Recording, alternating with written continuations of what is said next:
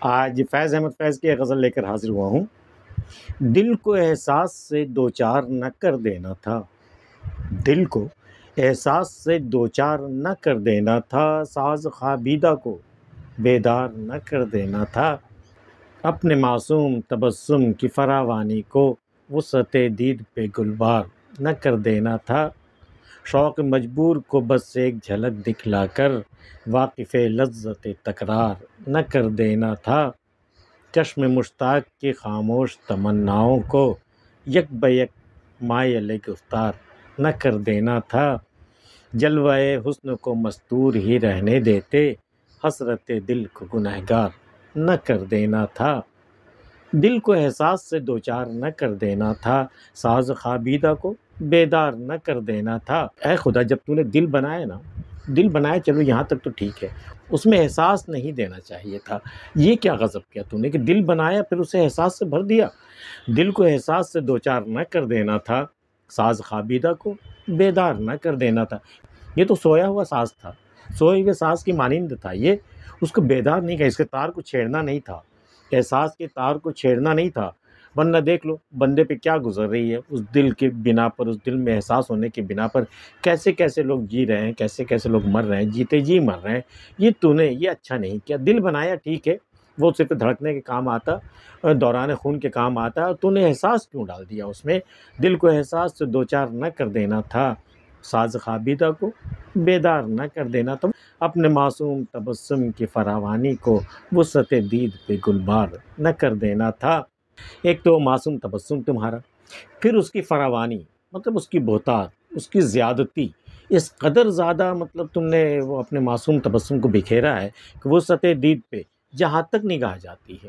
وہاں تک تم نے گلبار کر دیا ہے، جیسے پھولوں کی بارش کر دی ہے تم نے وسعت دید پر جہاں تک نگاہ جاتی ہے، اپنے معصوم تبسم کی فراوانی کو وسعت دید پہ گلبار نہ کر دینا تھا، شوق مجبور کو بس ایک جھلک دکھلا کر،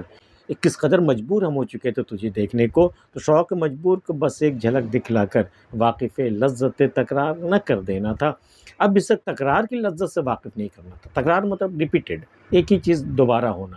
تو اب یہ شوق مجبور کو ایک جھلک تو نے کیوں دکھایا، تجھے تو بار بار دیکھنے کو دل کر رہا ہے، اب یہ واقف لذت تکرار نہ کر دینا تھا، اب یہ بار بار دیکھنے کی جو آرزو دل میں آ گئی ہے اس لذت سے واقف نہیں کرنا تھا، اگر ایک ہی جھلک تجھے دکھانا تھا تو شوق مجبور کو بس ایک جھلک دکھلا کر واقف لذت تکرار نہ کر دینا تھا، چشم مشتاق کی خاموش تمناؤں کو کس قدر اشتیاق سے بھری ہوئی نگاہیں،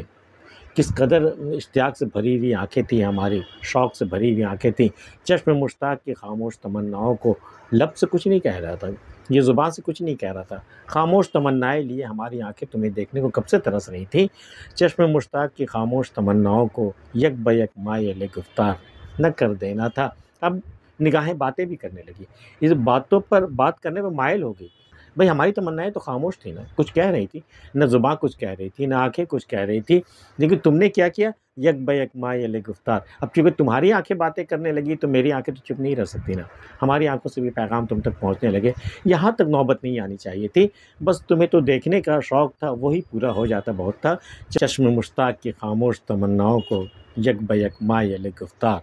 نہ کر دینا تھا، جلوہ حسن کو مستور ہی رہنے دیتے، مستور چھپا ہوا، پردے میں رہنے والا، نقاب میں رہنے والی چیز، اس لیے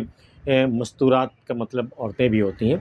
تو جلوہ حسن کو مستور ہی رہنے دیتے، بھئی یہ جلوہ حسن کو چھپا کے ہی رکھتے، نقاب میں ہی رکھتے، حسرت دل کو گنہگار نہ کر دینا تھا، اب دل میں حسرت ہوتی تمہیں دیکھنے کی، اب تم جو بے نقاب میرے سامنے آئے تو دل میں گناہ کی بھی خواہش پیدا ہوئی، تو حسرت دل کو گنہگار نہ کر دینا تھا، بھئی حسرت دل تو بہت معصوم تھی نا، اب یہ اسے تم نے گنہگار کر دیا ہے، نقاب سے باہر آ کر کے جلوہ حسن کو مستور ہی رہنے دیتے، حسرت دل کو گنہگار نہ کر دینا تھا۔